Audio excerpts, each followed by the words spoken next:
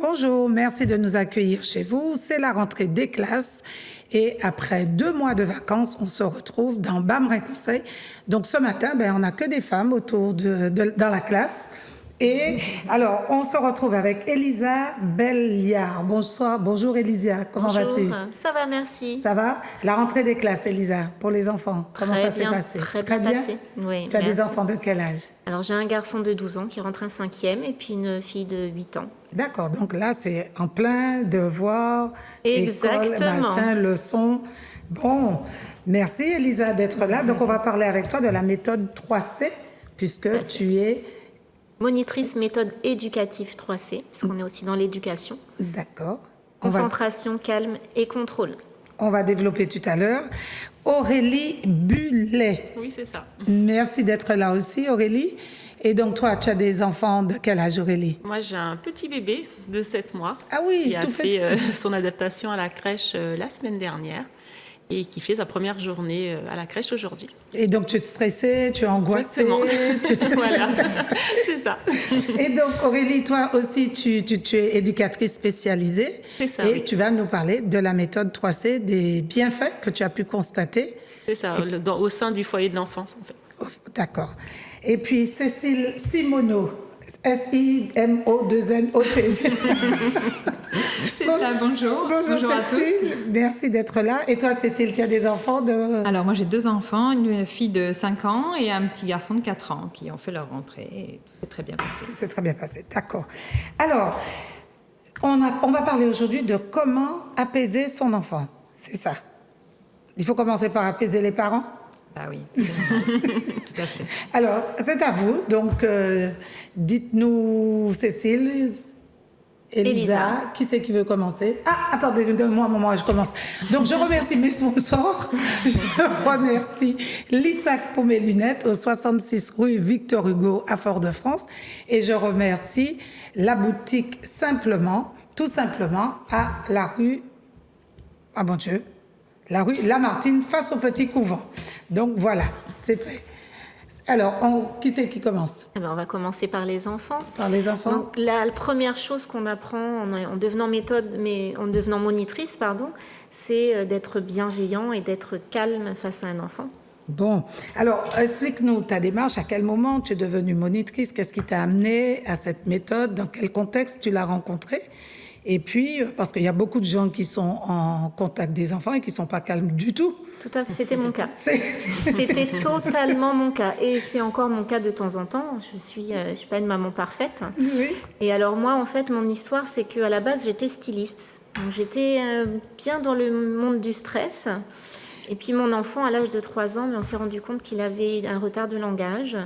Et il a commencé à ne plus vouloir aller à l'école. C'était très problématique pour lui. D'accord. Et puis, il a fallu trouver une solution déjà pour l'apaiser, parce que c'était des pleurs, des cris, c'était vraiment très, très dur, et pour nous et pour lui. Et quand tu dis qu'il avait un problème de langage, c'est-à-dire C'est-à-dire qu'il n'articulait pas bien, il n'arrivait pas à se faire comprendre, et il ne comprenait pas non plus le sens logique de la phrase et l'apprentissage de l'alphabet, etc. C'était très compliqué pour lui. Il faisait un blocage à ce niveau-là. D'accord. Voilà, donc émotionnellement parlant, c'était très dur pour lui.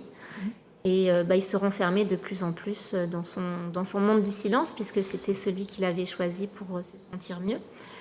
Donc moi, j'étais une maman paniquée. Je ne savais pas comment faire et j'ai découvert en cherchant sur Internet la méthode éducative 3C. J'ai fait un stage avec eux et puis j'ai vu que ça m'apportait déjà beaucoup de bien. Parce que j'ai d'abord testé les exercices sur moi. Alors aujourd'hui, on sait qu'il y a beaucoup de maîtresses, d'institutrices, non, on dit professeurs des écoles, qui sont débordés parce qu'il faut entendre comment ça crie dans les écoles. Tout à fait. Alors déjà, les enfants crient, les professeurs, c'est ça qu'on dit, professeurs des écoles. Moi, j'aime bien maîtresse, je sais pas, bref, crient. Et le pire, c'est la cantine. Oui, c'est insupportable pour tout le monde. C'est insupportable, la cantine. Déjà que la nourriture est pas bonne, donc en plus... C'est sûr que les enfants sont pas aidés, ils sont pas mis dans le calme au niveau de l'école. On tend à voir ça.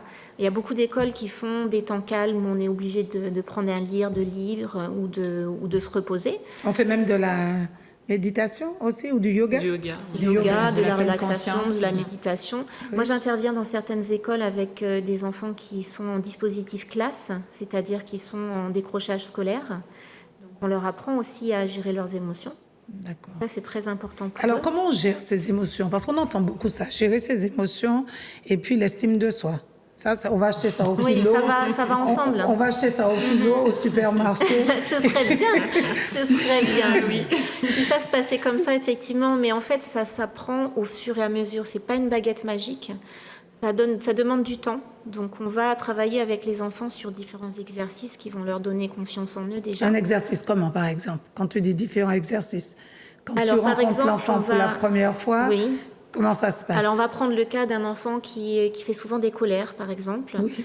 Ben, on va lui donner un exercice qui s'appelle le bûcheron, où il va crier. Ah bon? Il va crier. Oh mon Dieu. C'est quelque chose qu'on oublie de faire. Et même en tant qu'adulte, ça marche. Parce que les enfants qui font cet exercice, quand les parents commencent à s'énerver, ils font l'exercice ensemble. Et quand on a crié tout ce qu'on avait, On crie. Mais on crie comme alors on crie pas n'importe comment. On crie pas n'importe comment. Il y a une respiration qui va avec. Vas-y, on te regarde. Ah, il faut que je me mette debout. Tu Ça va être compliqué. peux pas. Alors, Non, c'est un exercice qui se pratique debout. debout. On va imaginer à nos pieds une grosse bûche de bois dans lequel on va mettre toutes les émotions qui nous dérangent, tout ce qui nous a fait nous mettre nous a en rendu colère, triste, tout ce qui nous a rendu triste, tout ce qu'on veut plus avoir. Ça peut être aussi une situation. Donc on va imaginer tout ça et on va mettre tout ça dans notre bûche à nos pieds. Et puis on va aller chercher une hache, donc on se penche. Il y a aussi le travail du corps, bien D'accord. entendu, du coup. C'est On pas une attrape vraie la hache. hache. Non, imaginaire, bien entendu. À moins qu'on ait des arbres à la maison, ça peut être sympa aussi. Mais là, non, on est dans l'imaginaire, puisque l'enfant travaille beaucoup avec l'imaginaire aussi. Donc on attrape cette hache et on va aller casser cette bûche. Donc on inspire en montant les bras et en criant, en expirant, on va crier. Mais un cri qui va être contrôlé au niveau des poumons. C'est pas un cri strident, parce qu'on va se faire mal, on va sortir Comme si tout on ce qu'on a. contraille la bouche, comme si on fait un effort de... Exactement. Et ça, on le fait 3 fois de plus, beaucoup plus s'il y a encore besoin. Et on termine par un moment de calme, on place les mains sur le ventre, on ferme les yeux, on respire tranquillement. Tout ça pour montrer à l'enfant que la colère, elle est là. Ok, on l'a acceptée, elle est là, maintenant on va l'aider à s'évacuer. Une fois qu'elle est partie, ça y est, je suis plus calme, je peux respirer, je me sens mieux. Bon, je crois que tu aurais dû intervenir à l'école de Corridon. L'année dernière, il y a un enfant qui criait, qui faisait des colères, qui cassait tout. Tout le monde s'éloignait d'eux. Ils ne savaient pas comment le maîtriser. Il fallait surtout pas le toucher. Plus on le touchait, plus il criait. Il criait. Et quelquefois, c'est surtout ça qu'il faut faire. Quelquefois, c'est juste un câlin bien serré. On attrape l'enfant, on le tient bien fort dans ses bras. Il va crier, il va hurler, il va se bouger dans tous les sens, se débattre. Mais pour à un le moment contenir. donnant, Mais oui, il faut le contenir. Mais sans méchanceté, juste pour pas qu'il se fasse mal et juste pour pas qu'il s'échappe, pour lui dire que, ok, sors, laisse ta colère, je suis là pour l'accueillir. Voilà, je ne te laisse pas seule avec ta colère. D'accord. Je suis là et quand ça sera fini, je serai là pour remplir ton vase d'amour. Et ça demande de la maîtrise au niveau de l'adulte. Bien sûr. Parce que si on est énervé, l'enfant réagit en neurones miroirs, parce que c'est comme ça qu'ils apprennent. Ils regardent les choses, ça fonctionne dans le cerveau, et puis ils le refont. Si nous, on est énervé, qu'on a une respiration qui est déjà très forte, l'enfant va le ressentir, il ne va pas du tout se calmer. Donc, il faut avoir fait déjà aussi quand même un travail sur soi. Donc il ne faut pas crier, calme-toi. Absolument pas. Nous, on est énervé, l'enfant est énervé, et ça ne va aller qu'en s'empirant. Alors ça va s'empirer, ça veut dire l'enfant va être puni, va être frappé, va être martyrisé. Quelquefois, il y en a peut-être besoin, on est d'accord, mais le mieux possible, c'est de D'accord. rester... C'est déjà comprendre qu'est-ce qui se passe. Comprendre pourquoi il est comme ça, parce qu'il y a forcément une raison. Il y a des enfants, effectivement, à l'école, ils sont au niveau des émotions, ils ne sont pas encore assez mûrs. C'est pour ça qu'on travaille beaucoup avec eux pour les aider à se responsabiliser sur ce qu'ils vivent, comprendre ce qu'ils vivent et surtout pouvoir le gérer seuls. D'accord. C'est intéressant ça. Je pense que toutes les mamans et les papas et les tatis, tontons, grand-mères qui nous écoutent auront des des conseils pour mieux gérer ces enfants qu'on ne comprend plus. On dit que ce sont des nouveaux enfants, que ce sont des enfants... Comment on appelle les enfants rois? Non, pas rois, Gérard. W, Y, violet, bleu indigo. Oui, on leur donne beaucoup de il y a noms, plein de noms. effectivement. Oui. Ah oui, donc... Oui, mais c'est une évolution. Les enfants ne sont plus pareils qu'avant. Moi, je me rends compte que je reçois des enfants de plus en plus jeunes et qui, on leur a attribué certaines tares qui, en fait, sont aussi des aptitudes. Certaines étiquettes aussi. Parce qu'un enfant, Ouais. par exemple, qui est hypersensible, il va être très colérique, il va être, au niveau des émotions, il n'est pas du tout mûr. Cependant, c'est un enfant qui va être capable de faire quelque chose, d'écouter autre chose, de suivre la consigne et puis de voir tout le monde qui passe devant lui. Il a des aptitudes que nous, on n'a pas et qu'on ne peut pas comprendre. Donc à nous aussi d'évoluer, d'essayer de savoir qui sont ces enfants, pourquoi ils sont comme ça. C'est pas forcément parce qu'ils sont mal élevés. Ça n'a pas forcément... Ce ne sont pas des enfants rois. Voilà, c'est pas forcément des enfants rois ou qu'on a martyrisés ou à qui on a donné des mauvais conseils d'éducation. Non, il y a aussi des enfants qui ont des besoins particuliers, qui ont besoin d'être compris. S'ils ne sont pas compris, ils vont être frustrés, ils vont matérialiser cette frustration par de la colère, par de la tristesse, par des pleurs, par beaucoup de choses. D'accord. Je voudrais rebondir sur ce que dit Elisa aussi, deux choses. Déjà, elle disait que quand on veut calmer un enfant, il faut être soi-même calme. Et tu disais, oui, mais dans ce cas-là, si on leur crie « tais-toi, arrête de crier », ça ne marche pas. Par contre, il faut retenir quelque chose, c'est que si naturellement on a envie de crier, pourquoi ? C'est parce que naturellement, on a besoin nous-mêmes d'extérioriser, d'évacuer cette colère. Donc, faisons-le en conscience, le parent comme l'enfant, et apprenons à crier sans que ce soit nocif pour mon enfant, pour moi ou pour qui que ce soit qui passe par là. Voilà, c'est ça qu'il faut même que je voudrais souligner. Donc, ce cri, il ne faut pas l'étouffer. Il y en a qui pensent que... Moi, le plus gros préjugé qu'il y a sur l'éducation positive, ce sont des parents qui ne crient jamais. Mais bien sûr que si. Par contre, apprenons à crier pour respecter notre enfant, se respecter et que la colère soit entendue, mais sans blesser personne au passage. Ça, c'est quand même quelque chose que je voudrais préciser. Alors, Cécile Simoneau, qui es-tu, d'où viens-tu, que fais-tu, où vas-tu? Quelque chose, je dois pouvoir répondre. Donc, je suis Cécile Simoneau, je suis éducatrice Montessori et consultante en parentalité.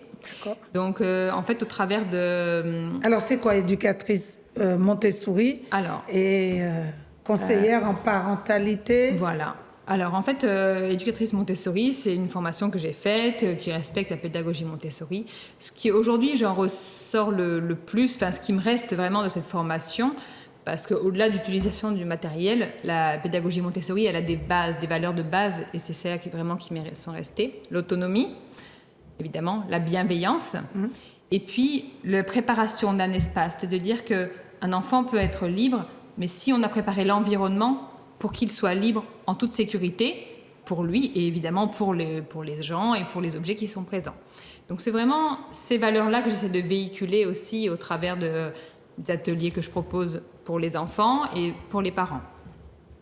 Qu'est-ce que je fais ? Donc voilà, je fais donc des ateliers à la fois destinés aux parents, dans lesquels je partage des outils et des informations qui vont les aider à mieux comprendre leurs enfants, qui vont les aider à eux-mêmes mieux se comprendre, à se respecter et puis à pouvoir avancer. En fait, moi je parle un peu de parentalité respectueuse. Tant qu'on se respecte et qu'on respecte son enfant, tout se passe bien. Voilà. Et à partir de... Mais quand tu dis se respecter, son enfant, ça veut dire quoi? Et se respecter, c'est déjà respecter ses propres besoins. Combien de parents font tout leur possible pour tenir la maison, le boulot, les enfants, etc. Et au final, eux-mêmes, ils ne se respectent pas. S'ils ont envie de boire, finalement, je boirai plus tard, j'ai pas le temps parce qu'il y a mon enfant qui m'appelle parce qu'il a faim et l'autre qui crie parce qu'il a besoin d'être essuyé. Ou, oui, par exemple, j'ai vu une maman qui dit, qui met sur Facebook qu'elle peut même pas aller aux toilettes parce que les enfants envahissent les toilettes. Exactement. Ça se fait pas, ça se fait pas.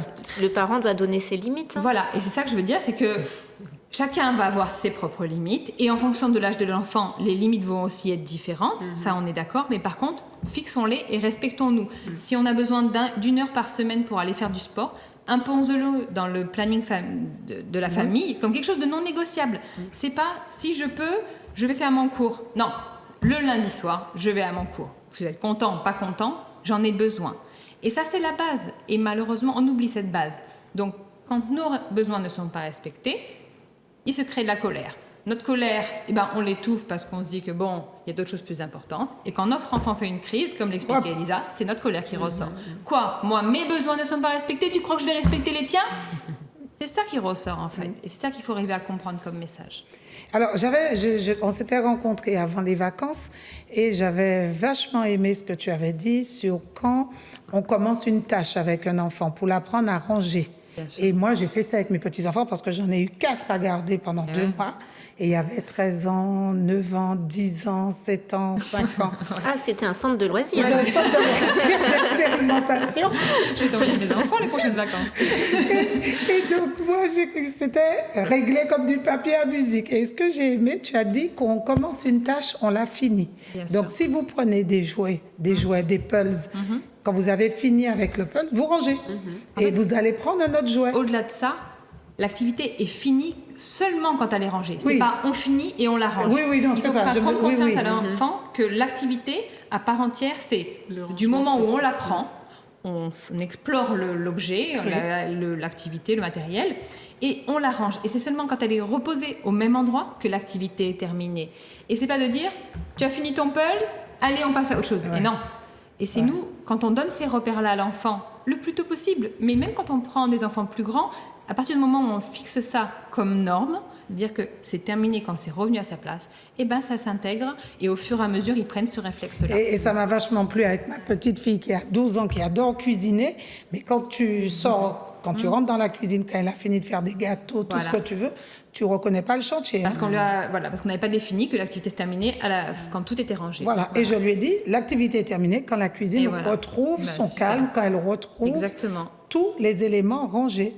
Et du coup, elle a utilisé ça pour dire aux parents, oui, vous avez desservi la table, mais vous faites la vaisselle aussi. Mais oui, bien sûr. Alors, c'est ce que j'allais dire aussi. C'est super que tu rebondisses là-dessus. Alors déjà, merci de ce retour et vraiment bravo d'avoir réussi à exposer calmement ce fonctionnement. Oui. Et ce qu'il faut comprendre aussi, c'est que nous sommes les exemples de nos enfants. Donc, on peut lui dire, fais ça, mais nous, on fait autre chose. Ouais. Mange tes haricots verts, moi, je mange des frites, ça va pas marcher. Range-toi ta chambre, mais moi, mon salon, il est en bazar, ça ne peut pas marcher.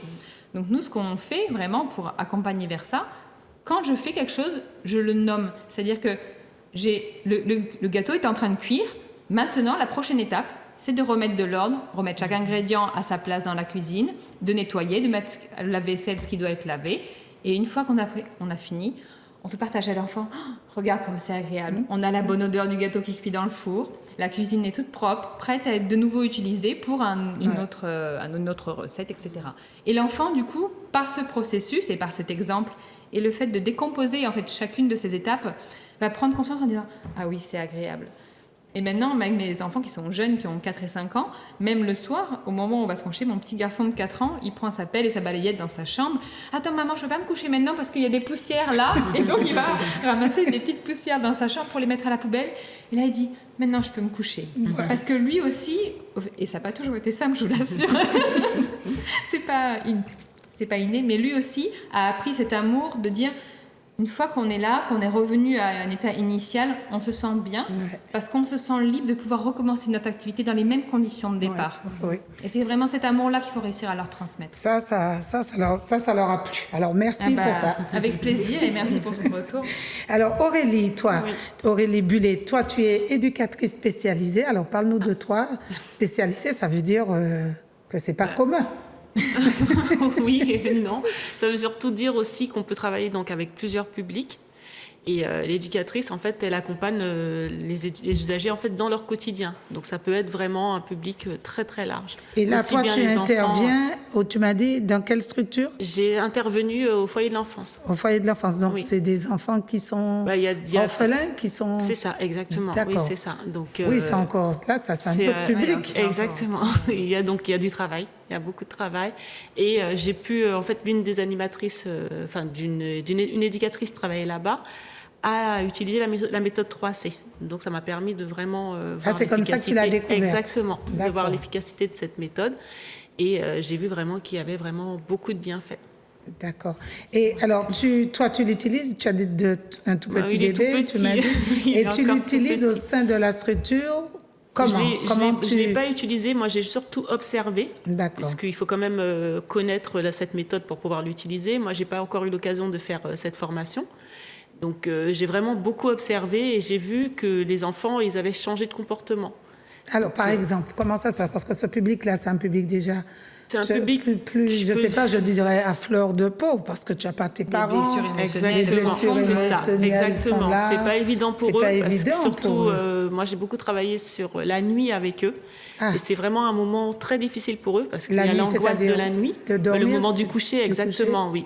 Il y a l'angoisse de cette nuit où ils se retrouvent tout seuls, en fait, sans leurs parents, et c'est vraiment très difficile pour eux. Donc, Ils ont quel âge, le public que tu avais, les enfants? là, moi j'avais des enfants qui avaient donc entre 6 et 12 ans. Ah oui, en plus, cet âge-là, Ouais, c'est pas facile pas pour eux, facile. mais j'ai pu m'apercevoir qu'en leur donnant de l'amour et en vraiment les écoutant, ça marche en fait. Ça va. Et quels étaient leurs besoins alors? Tu disais au moment du coucher, qu'est-ce qui se passait habituellement? Moi, j'ai intégré en fait, j'ai utilisé beaucoup la lecture avec eux et j'ai pris un moment pour discuter avec eux, faire vraiment le rituel du coucher. Et ça, c'était vraiment important pour eux. Ils en avaient vraiment besoin d'avoir ce moment, exactement, ce repère ou cette discussion du soir. C'est ces petites choses qui paraissent anodines, qui sont vraiment importantes.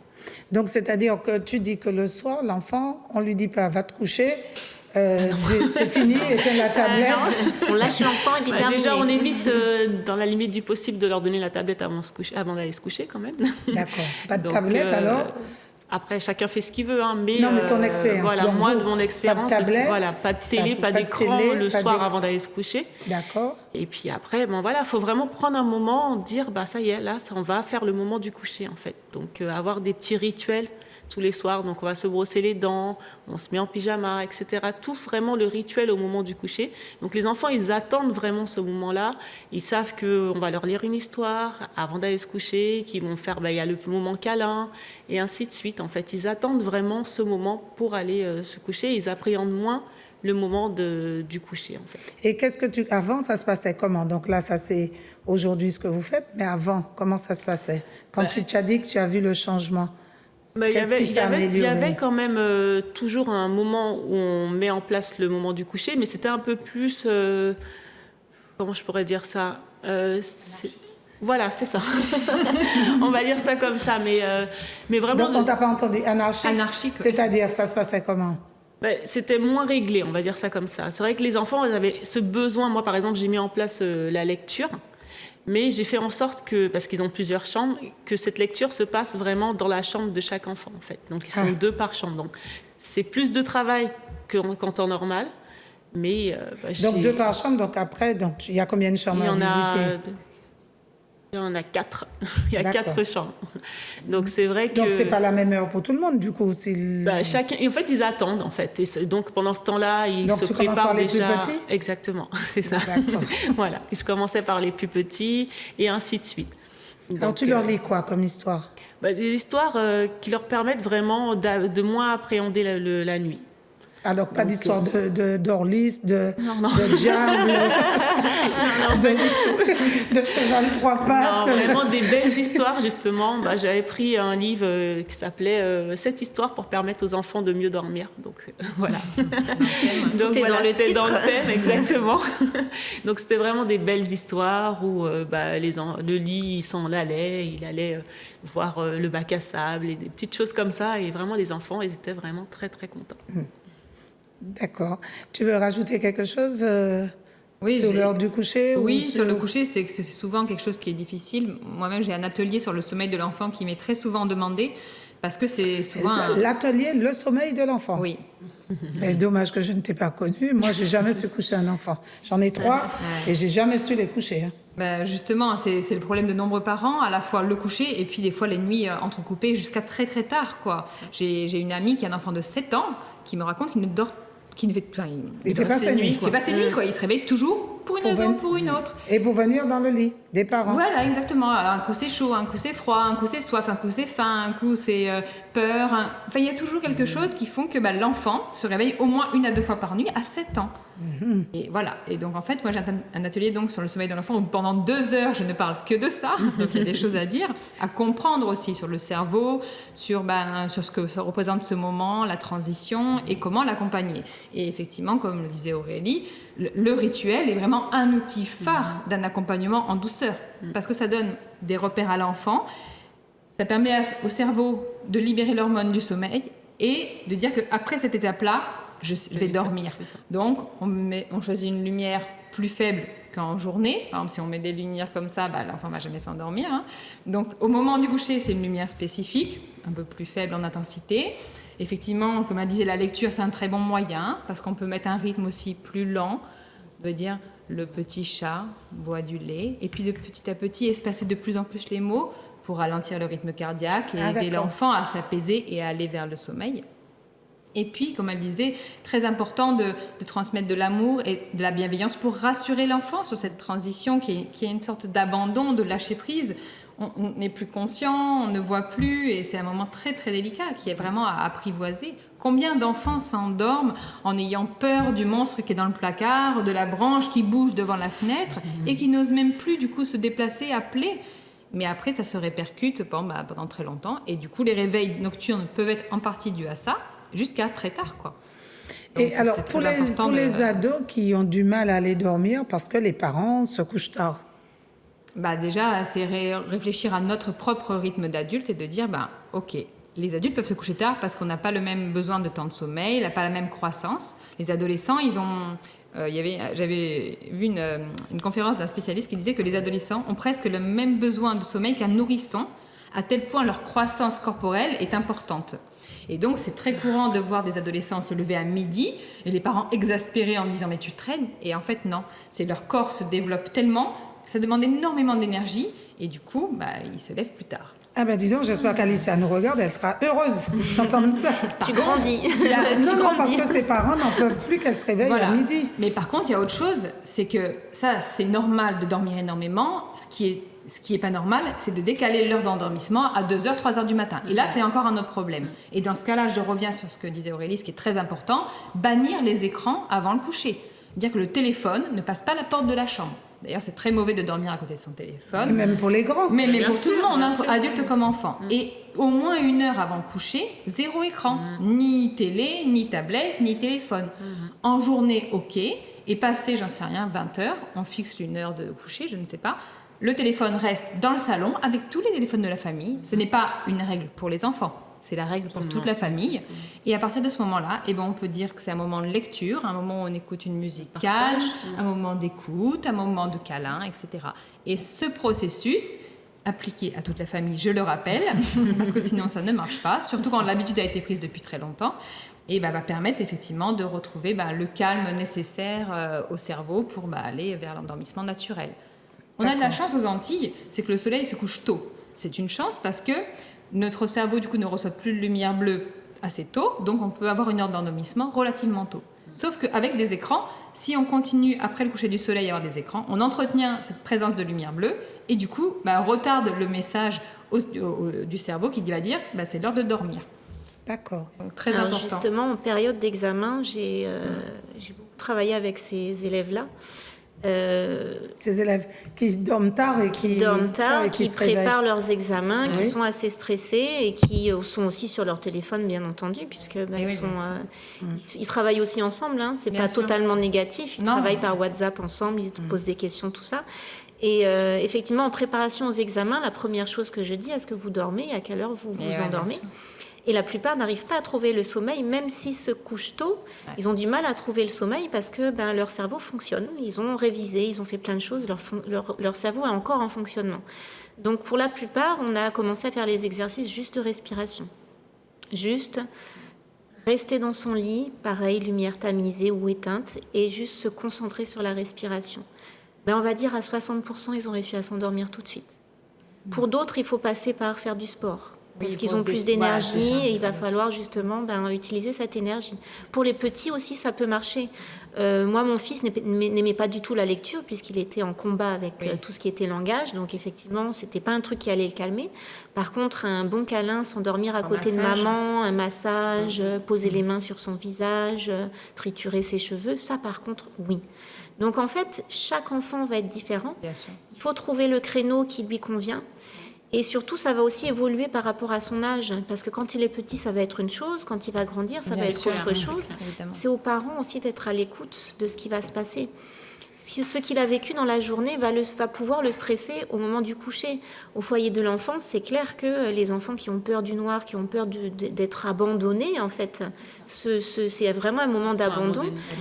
Rester avec eux, les écouter sur ce qu'ils ont vécu pendant leur journée, qu'ils aient ce moment de confiance, c'est un présent énorme pour les enfants. Et ça permet d'avoir une nuit calme pour l'enfant et pour le parent. Le moment du coucher, pour moi en tant que maman aussi, ça a été très très dur. C'est ma mère qui a réussi à faire les choses parce qu'elle était plus directe. Maintenant, est-ce que c'était bien, est-ce que c'était pas bien, j'en sais rien. Ce dont mon fils avait besoin n'est pas la même chose que ma fille a besoin et que l'enfant du voisin, l'enfant de la voisine. Tous les enfants ont des besoins différents. Certains parents me posent la question, voilà, mon enfant a 7 ans, il ne s'endort qu'avec un biberon. 7 ans. 7 ans. Oui, mais pourquoi pas? Mais il y a un souci pourquoi quand pas? même. Il y a un souci puisqu'il vient me voir. Donc moi, je sais plus ou moins quel est son souci. Quand on est en train de travailler avec un enfant sur ses émotions, on ne va pas tout lui enlever non plus. L'enfant à 7 ans, ok, il a encore son biberon. Mais il a quand même vécu pas mal de choses très déstabilisantes. On va l'enlever au fur et à mesure. On va pas dire, bon, maintenant, ça y est, t'es grand, t'es tout seul dans ta chambre, lumière éteinte, plus de doudou, plus de rien, terminé, t'es grand. Ça va être compliqué à le calmer. Donc, calmer un enfant, pouvoir... c'est vrai qu'on enlève le biberon, on enlève la tétine au fur et à mesure, mais c'est pas à tel âge c'est comme ci, à tel âge c'est comme ça, et rien d'autre. En fait. Il n'y a rien de figé. Dans l'éducation, il n'y a rien de figé. Certains enfants vont avoir besoin d'une éducation plus serrée, d'autres vont avoir besoin d'une éducation un peu plus lâche. C'est aux parents aussi d'essayer de gérer ça en conscience, qui n'est pas forcément facile parce qu'on a un vécu derrière éducationnel qui est différent. Si on a été élevé dans les cris, dans la violence, on va essayer, alors soit c'est tout ou rien, soit on va être complètement l'inverse et on va être très lâche et l'enfant va faire ce qu'il veut, ça va être une horreur, soit on va être très dur et puis du coup on va reproduire le schéma qu'on a déjà fait. Ce qu'il faut en tant que parent, c'est travailler sur soi en premier. Quand vous emmenez votre enfant chez le psychologue, chez l'orthophoniste, chez le psychomotricien, chez moi, par exemple aussi, Chez moi. Vous laissez pas l'enfant et puis mon enfant a un problème, faites en sorte de régler ce problème. C'est pas une voiture. Mon problème va être d'essayer d'expliquer aux parents aussi que on travaille ensemble. C'est pas que l'enfant qui soi-disant a un problème. D'ailleurs, on parle pas de problème, on parle de difficultés, on va rapidement parler de solutions, parce que les solutions, elles sont très simples à avoir, et il faut juste les adapter à chaque enfant, simplement. Bien, donc c'est apaisant d'entendre tout ça. Mais oui. Non, mais c'est vrai que pour résumer ce qu'on vient de dire, donc depuis le début, c'est que pour apaiser son enfant, prenons en premier, prenons le temps de nous apaiser nous-mêmes, de nous respecter, de nous aimer, ça c'est pas négligeable, et de nous apaiser. Et dans un deuxième temps, on sera capable d'apaiser son enfant au travers de la méthode 3C ou de... Il y a d'autres méthodes, hein, c'est pas forcément l'unique, etc. Mais c'est une qui nous parle parce qu'on sait qu'elle on l'a expérimenté. Mais c'est vrai que c'est très important et d'où l'idée avec Elisa, quand on s'est rencontrés, de travailler ensemble, puisque moi, je m'occupe des parents. Moi, je vais aller permettre aux parents d'aller écouter en eux ce qui se passe quand ils réagissent aussi violemment, leur donner des outils pour aller comprendre et faire autrement. Et Elisa, de son côté, en parallèle, travaille avec l'enfant pour lui permettre à lui aussi de s'apaiser et que ce soit beaucoup plus rapide et efficace pour toute la famille, en fait. Hein. Donc, dimanche, vous proposez aux parents qui le souhaitent. Il y a un cadeau là pour la rentrée, non? Porte ouverte. Porte ouverte. Il y a des cours gratuits lors de la porte ouverte, sur inscription. C'est gratuit, mais c'est sur inscription. Comment ça va se passer? Et c'est où? Alors, les inscriptions sont soit par... on a un événement Facebook, donc il y a nos coordonnées, donc soit par téléphone, soit sur Funplace. Il y a notre événement porte ouverte. Ça s'appelle Funplace. Ouais. F-U-N-P-L-A-2-S. Ouais, sur Funplace, il y a l'événement des portes ouvertes où il y a juste besoin de s'inscrire. C'est gratuit, c'est 0, mais nous, ça nous permet de savoir combien de personnes on attend. Et pour les cours qui vont être donnés gratuitement aussi, de pouvoir gérer les personnes qui arrivent. Donc ça, pour réserver, c'est ça. Lors de la matinée, il y aura un petit déjeuner, un accueil à 9h, je crois qu'on a C'est ça. à 9h. Et ensuite, il y aura des démonstrations de cours, de méthode 3C, de yoga aérien, et puis qui vont permettre... Du yoga aérien, c'est quoi du yoga tout à aérien? fait. On Alors, va s'élever dans les airs? Exactement. C'est un petit peu ça. Alors en fait, l'idée du yoga aérien, c'est aussi de calmer. Parce qu'on est en fait dans un hamac, mais il n'y a pas un hamac qui est très large, vraiment un hamac qui va faire un petit peu comme un cocon. Le but, c'est de travailler sur des équilibres. On va mettre la tête en bas, on va faire des postures spéciales sur le hamac. C'est très facile aussi parce qu'on est aidé. On a ce côté aérien aussi parce qu'on ne touche pas forcément le sol. D'accord. On va s'étirer, on va bouger, les enfants vont être plus acrobates que les parents. Et le fait de mettre la tête en bas permet aussi au cerveau de mieux se construire, d'utiliser pleinement ses capacités. Ça fait circuler le J'ai pas sang. compris. Donc, Quelquefois, on va mettre la tête en bas, Non, les mais pieds en l'air. Tu es en l'air, oui, c'est ça, tu es en l'air. quand la tête est en bas, le cerveau, il est mieux irrigué. Il est mieux irrigué, on fait travailler plus la circulation.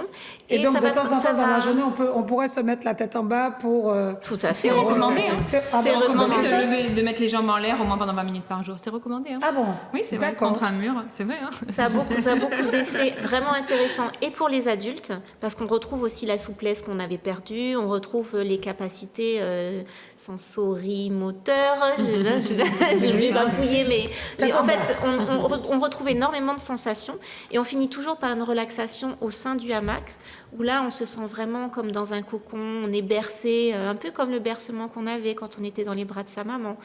Donc, autant pour les adultes que pour les enfants, notamment des enfants hyper agités, quand on les met dans le hamac, ok, ils vont bouger dans tous les sens au début, mais après, c'est le calme plat. Ah oui. Et c'est magique. D'accord. Et dès tout petit, en fait. Hein. Moi, j'ai découvert le yoga aérien grâce à Elisa, et d'ailleurs, c'est ma prof de yoga aérien aussi. Ce soir, il y a cours, tu n'oublies pas. Ce soir, il y a cours. Alors, ce soir, il y a cours où et à quelle heure? Alors, ce soir, il y a va. cours chez Pôle Forme Espace Dédé au Lamentin. Oui. Et c'est à 19h15. Donc, ça D'accord. dure environ 1 heure. Et c'est tous les lundis soirs? Tous les lundis soirs à Pôle Forme au Lamentin. Et puis maintenant aussi à Saint-Joseph. Alors, je ne sais plus les horaires. Je crois que c'est le jeudi soir aussi. Et ça coûte combien l'année ou le mois ou le cours? Alors, il va falloir nous appeler. Hein, vous avez D'accord. tous les Alors, le numéro renseignements. de téléphone? Alors, 06 96 44 29 17. Les gens n'ont pas encore pris le bic. 06 06 96 44 44 29 29 17. 17 pour le yoga aérien. Aérien, tout à fait. Alors, vous D'accord. pouvez visiter la page Facebook de Bulle d'éveil. D'accord. Vous pouvez aller voir sur le site internet et vous allez avoir les programmes et tout ce qu'on fait ensemble. D'accord. Bien, ça c'est une bonne rentrée, ça. Et alors, après le yoga aérien, qu'est-ce qu'il y aura d'autre? Alors, c'est les deux seules activités, méthode 3C et non, yoga alors, aérien. Je parle dans la journée porte ouverte. Dans la journée de porte Porte ouverte, ce ouverte. sera les 3 activités. On s'occupe de la méthode 3C pour montrer un peu aux adultes et aux enfants, parce que les adultes peuvent pratiquer aussi. D'accord. Le yoga aérien pour les enfants, pour les adultes. Oui. Et on va présenter, Cécile et moi, tout ce qu'on va faire, le programme de l'année, puisqu'on a un programme spécifique par rapport au trimestre, où on va développer différents thèmes en parentalité, mais aussi en parallèle avec les enfants. D'accord. Les prérequis pour adhérer à la méthode, Avoir envie. avoir envie. Voilà. Ouais, Et donc, on parle aussi beaucoup de maîtresses. J'ai vu que des maîtresses d'école, des professeurs s'intéressent aussi tout à fait. à la oui, méthode 3C et veulent l'utiliser et s'en servir La et plupart des l'appliquer dans... moniteurs sont avant tout professeurs parce ils arrivent à un moment où ils savent plus gérer Ils leur n'en peuvent classe. plus. On a des enfants différents, il faut vraiment le dire, ils sont plus agités qu'avant. Et les outils qu'ils apprennent à l'école sont pas forcément adaptés au style de classe qu'ils ont. Et il faut trouver d'autres solutions. Et la plupart des professeurs qui ont fait cette formation et qui l'ont appliquée au sein de leur classe, déjà, il y a une confiance qui s'installe entre les élèves et le professeur. Les enfants sont plus calmes, plus dynamiques dans le sens où ils vont plus oser participer, ils vont prendre confiance en eux. Et c'est vraiment ce lien professeur élève qui se met en place beaucoup plus facilement que lorsqu'on leur donne cours comme ça, sans qu'il y ait ce petit moment dans la classe.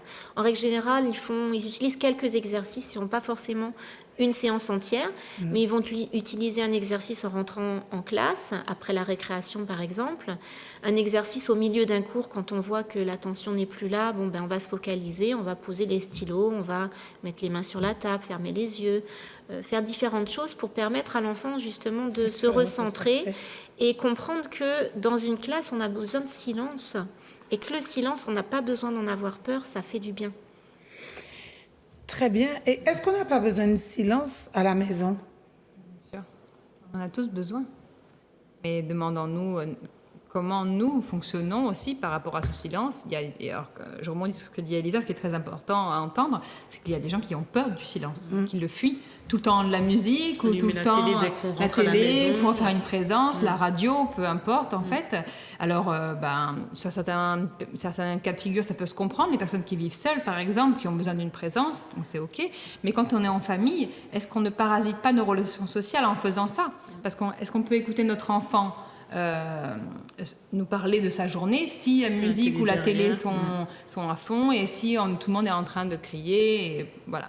Donc, première chose, j'ai envie de dire, c'est la musique, mais bien sûr c'est génial, mais peut-être réservons-la à des moments d'apaisement ou de danse, exactement. Mais pas au quotidien, en continu, en fond sonore. Ou dans ce cas, dans une pièce. Pourquoi pas? On peut dire que dans cette pièce-là, il y a de la musique tout le temps parce qu'il y en a qui ont besoin peut-être dans la famille d'aller... parce qu'on peut imaginer des familles nombreuses aussi, donc tout le monde n'a pas les mêmes besoins au même moment. Mais il y a des pièces où il y a du calme et si on a besoin de se parler, de changer, on va plutôt se diriger vers cette pièce, dire on n'a pas parlé de la journée, est-ce qu'on prend un petit moment tous les deux dans la pièce et puis... Mais c'est vrai que quand on est envahi de bruit... Alors les enfants, il faut comprendre que du matin au soir, ils sont déjà dans le bruit à l'école. Donc si on revient à la maison et qu'on leur remet du bruit avec musique, télé, radio ou quoi que ce soit, pour eux, c'est une saturation de leur cerveau. Il y a beaucoup de parents qui me contactent parce qu'ils ne savent pas comment gérer la décharge émotionnelle de leur enfant au retour à la maison. Ils disent, mais comment faire pour l'apaiser? Il revient et il hurle. Et puis, c'est le bug, quoi. Hein, et donc, arriver à l'enfant à contrôler ça, à redescendre en pression et à faire sortir ce qui a besoin de sortir en journée. Donc, et pourquoi les enfants crient autant, justement? Parce qu'il y a trop de bruit à l'école. Oui, pourquoi parce qu'ils ont besoin d'extérioriser. Mais ils parlent très fort tout le temps. Je dis à mes petits-enfants, mais je suis à côté de toi. Je suis là, je ne suis pas Alors, sourde. il y a plusieurs choses par rapport à ça. C'est que déjà, quand ils sont en collectivité, par la force des choses, quand on est nombreux, on est obligé de faire crier pour se faire entendre. Exactement. Ça, c'est vraiment la première chose qu'il faut comprendre. Et quand ils ont passé 10 heures dans ce contexte-là, automatiquement, ils vont utiliser ce ton de voix pour se faire comprendre. Donc déjà, c'est pas la même configuration maison et école, et ça, c'est un apprentissage sur la longueur à faire. La deuxième chose, c'est qu'il y a beaucoup d'enfants qui regardent des dessins animés. Est-ce que vous avez déjà regardé des dessins animés pour enfants? Ça crie du début à la fin. Voilà. Je n'en reviens pas. Moi, j'ai pas de télé chez moi, mais cet été, il y avait la télé et mes enfants tombent sur un dessin animé qui passe comme ça. Mais c'est quoi ce dessin animé? Je sais même plus ce que c'était. Et les personnages du dessin animé crient tout le temps. Mais c'est des voix énervantes en plus. C'est stridente. Mais c'est incroyable. Donc, déjà ça, ils reproduisent. Et la troisième chose, c'est que si leurs parents, pour se faire entendre, leur crient dessus, l'enfant, il est dans le cri, et dans le bruit non-stop. Donc, qu'est-ce qu'il fait? Il reproduit, c'est tout. Il fonctionne énormément par imitation. Les neurones miroirs sont à la fois nos meilleurs amis et nos pires ennemis. Moi, des fois, les neurones miroirs mettent le bazar sur mon paillasson parce que si le papa n'a pas rangé ses chaussures en rentrant, j'arrive, je vois 2 paires de petites chaussures à côté. Et voilà, et là, les neurones miroirs qui mettent le bazar dans mon salon, quoi. Voilà, donc prenons conscience de notre comportement pour permettre à nos enfants d'adopter le même et d'amener vraiment à ce qu'on a envie de transmettre comme valeur. Si on a envie que nos enfants parlent calmement, commençons par le faire. Si je parle à ma voisine, par exemple, en lui disant... Et je parle en chuchotant, vous allez voir automatiquement la personne... Alors que si je parle en criant « Qu'est-ce que tu me disais déjà ?» de la même façon, elle va me répondre en criant. Donc ça, c'est vraiment la première chose. Tu devais partir à 3h, à 15h30. Quelle heure est-il? Non, mais finalement, je me suis arrangée. Voilà. Donc tu ne nous quittes pas? Super. Ne me quitte pas. Vas-y, en espagnol. Hein, donc, merci de rester en notre compagnie. Aurélie, est-ce que tu veux ajouter quelque chose dans tout ce qui a été dit par rapport à ta pratique? Est-ce que tu veux nous donner des pistes ou compléter ce qui a été dit? Pas particulièrement. Après, c'est vrai que là, on a parlé un peu de tout, en sachant que, comme on a dit, en fait, il y a plusieurs méthodes. Il n'y a pas que la méthode 3C. Moi, j'ai pu travailler aussi dans des écoles avec des enfants et j'ai vu qu'il faut vraiment beaucoup d'attention et d'écoute pour les enfants. Il y a plein de méthodes à mettre en place, mais c'est surtout, moi, je pense vraiment qu'il faut prendre le temps avec eux. Il faut prendre le temps et les écouter. C'est vraiment très, très important parce qu'on a tendance souvent à se dire « mais je ne sais pas ce qu'il a ». Mais oui, mais si on ne parle pas avec lui et si on ne prend pas le temps de vraiment avoir un échange avec l'enfant, ça ne marche pas, quoi, en fait. Donc, c'est vraiment très important. L'écoute. Par rapport à ça, je veux rebondir. J'ai un atelier qui s'appelle « Comprendre son enfant pour le rendre heureux ». Et au début de cet atelier, je demande aux participants de me dire qui pense que les caprices existent. Alors, en général, au début de l'atelier, il y a entre 95 et 98% des gens qui lèvent la main. Et à la fin de l'atelier, je repose la même question et plus personne ne lève la main. Ah bah dis-nous pourquoi. Et ben, c'est exactement ce que vient de dire Aurélie. Ce qui est très important, c'est que quand on comprend la raison du comportement, en fait, on ne met plus le mot caprice parce que ça nous arrange bien et que ça nous donne, entre guillemets, l'autorisation de le punir, de frapper, alors que c'est interdit par la loi, je le rappelle. Les parents sont contents d'entendre ça. Désolée, mais voilà. Mais ce que je veux dire, c'est que quand on prend le temps de comprendre, en fait, c'est un peu comme si demain, tu rentres chez toi et tu as passé une journée catastrophique, voiture cassée, tu as perdu ton travail, tu t'es fait rouler sur le pied par un bus, et par la même occasion, crépir ton vêtement de boue. Et voilà. Donc tu vas rentrer chez toi, pas forcément de très bonne humeur, et tu vas peut-être avoir envie d'exploser, quoi, de livrer cette journée, de partager avec quelqu'un toute cette colère que t'as rongée toute la journée au fil des événements. D'accord ? Si en arrivant, tu commences à avoir les sourcils froncés ou un air un peu renfrogné et qu'on te dit « Mais qu'est-ce que t'arrives encore à faire la tête ? Non mais vraiment, t'es toujours de mauvaise humeur, mais c'est pas possible. Là tu me fais chier, va dans ta chambre. » Tu vas ressentir quoi ? De l'injustice. J'ai passé une journée pourrie, je viens dans le foyer où les personnes qui m'aiment le plus au monde sont là. J'ai besoin qu'on m'écoute, qu'on me comprenne et qu'on me dise « Ah oui, cette journée, c'est pourri, je comprends, moi aussi j'aurais vraiment été démoralisée à la fin d'une journée pareille. Mais bon, c'est un passage, on va trouver des solutions, je suis là pour t'accompagner, tout va s'arranger, etc. » À mon avis, tu te sentiras beaucoup mieux si on te répond ça que si on t'envoie t'isoler. Et en fait, c'est exactement au travers de cet atelier, je transmets aux parents des outils et des informations qui vont leur permettre de comprendre ce qui se passe dans le développement du cerveau de leurs enfants, donc la maturité cérébrale, au niveau des émotions, dire que quand ils sont jeunes, ils n'ont pas la même maturité émotionnelle, ils ne sont pas capables de gérer leurs émotions de la même façon qu'un adulte. Il y a aussi le fait qu'ils peuvent avoir des parasites intestinaux qui les amènent à crier de façon inexpliquée et ultra aiguë, les oxyures. Et que si l'enfant n'est pas traité, il va avoir des comportements excessifs lors des repas, des comportements excessifs à la moindre demande, alors qu'en fait l'enfant ne maîtrise pas, c'est juste qu'il est dérangé. Il a des vers. Il a des vers, oui, c'est ça. Et que s'il n'est pas vermifugé de façon naturelle ou chimique, et en fait son comportement va amplifier. Alors il va peut-être se prendre des fessées, mais ça ne va pas l'aider à expulser les vers, quoi. Voilà. Donc, savoir effectivement qu'il y a des enfants qui sont dits hyperactifs ou incontrôlables, simplement parce qu'ils ont une allergie alimentaire ou justement des vers intestinaux, des choses comme ça. Et ils ont tout simplement un gros mal de tête, ils savent pas l'exprimer. Exactement. Donc il y a quelque chose déjà au niveau physique qu'il faut éliminer pour être sûr que ça vient pas de là déjà. Ça vient pas de là. Et après, on va chercher d'autres techniques. Alors, mais il y a aussi l'alimentation. Bien sûr. Parce que moi, j'étais outrée de voir une pub à la télé où on assomme aux enfants de boire une merde avant d'aller à l'école. Oui. Alors justement, il y a un reportage, il y a pas mal de reportages sur ça. Je vous invite à aller voir sur Internet les compléments alimentaires,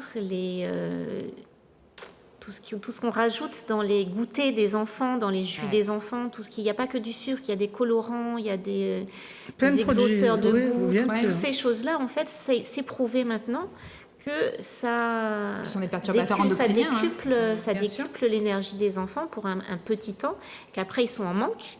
Donc ils redemandent.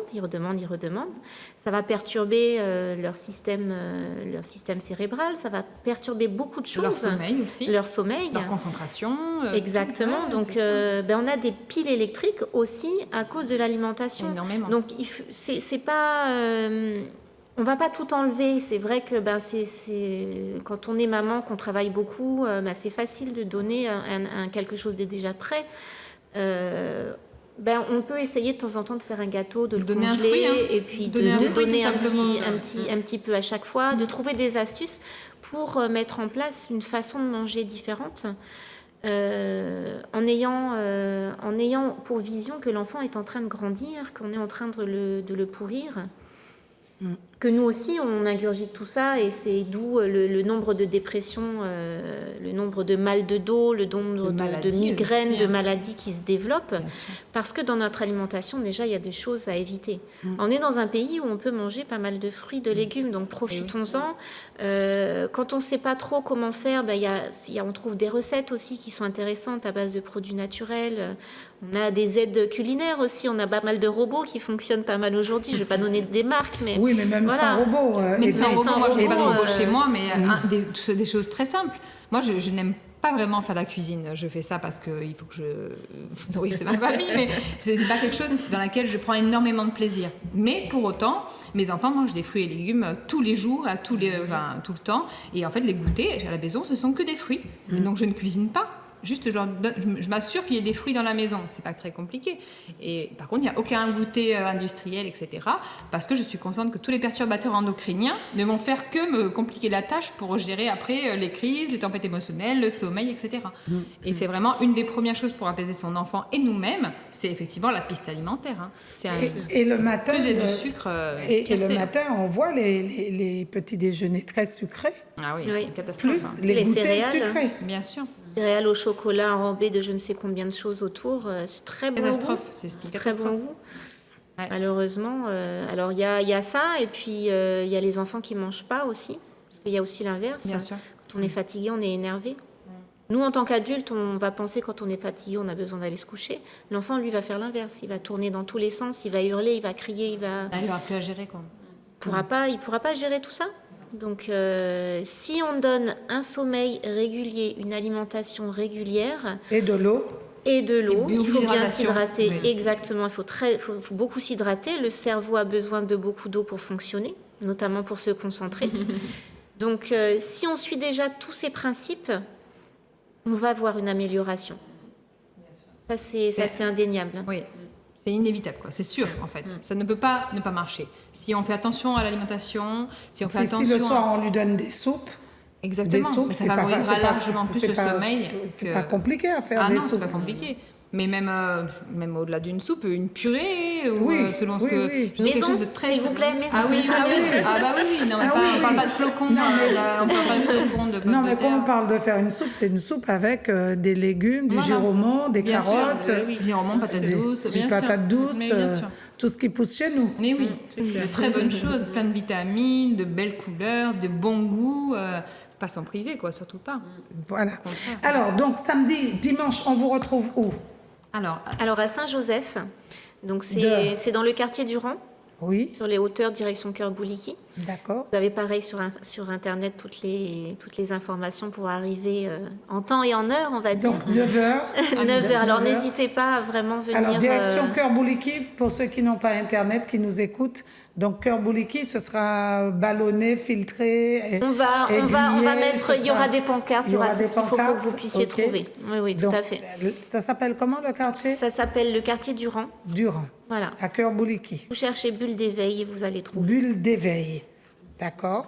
Le mot de la fin? Eh ben, aimez vos enfants en fait. Hein. Pour que les enfants soient calmes, il faut vraiment leur donner de l'attention. Donc, commencez par ça. Puis si ça marche pas, on a aussi pas mal de solutions. Et toi, Aurélie? Le mot de la fin? Voilà, j'ai déjà dit, c'est exactement ce qu'elle a dit. Aimez vos enfants, avoir de l'amour, c'est ça. Cécile? Et moi, j'ai envie de dire, aimez-vous vous-même. Ça aussi. Parce qu'on pense De toute façon, beaucoup on aux peut autres passer- quand on est parent. c'est ça. Hein, on fait souvent de notre mieux, on se déplace des montagnes, mais on s'oublie. Alors moi, j'ai envie de dire, aimez-vous vous-même et vous Pouvoir ne, aimer pourrez les que, autres. vous ne pourrez que aimer vos enfants. dans mes ateliers, je leur dis, vous ne pouvez pas remplir le verre d'eau de quelqu'un si votre carafe est vide. Donc remplissez votre carafe, aimez-vous. Dites-vous dans Buvez le un miroir, verre d'abord. je suis belle, je supporte, voilà. Prenez soin de vous, de votre santé, et puis le reste suivra. Eh ben voilà, merci. Eh ben, je remercie Yannick et la nouvelle qui m'a aidé à réaliser cette émission. Comment elle s'appelle? Sohan. Sohan, qui m'a aidé à réaliser cette émission. Cette émission, elle sera rediffusée vendredi matin de 9h à 10h, si vous la prenez en cours. Et puis, je remercie mes sponsors, l'ISAC, 66 rue Victor Hugo. J'ai changé de lunettes à Fort-de-France. C'est celle-là que tu aimais? Ah, Mais oui. j'aurais dû te donner celle-là. Regarde, tu n'as pas essayé celle-là. Ah, ben je veux bien essayer, effectivement. Allons-y. Allons-y. Waouh! Elle te va très bien. Et puis, et puis moi, on se retrouve vendredi après-midi. Donc, un gros bonjour, gros bisous à plein de personnes, à tous ceux qui regardent Zouk TV, qui me rencontrent, qui me disent qu'ils aiment cette émission. À la dame que j'ai rencontrée quand j'ai eu ma voiture cassée chez le loueur. Et puis, j'ai oublié tous les noms que j'avais marqués. Il va falloir me donner une recette pour arrêter d'oublier. Bye bye. À vendredi. Merci.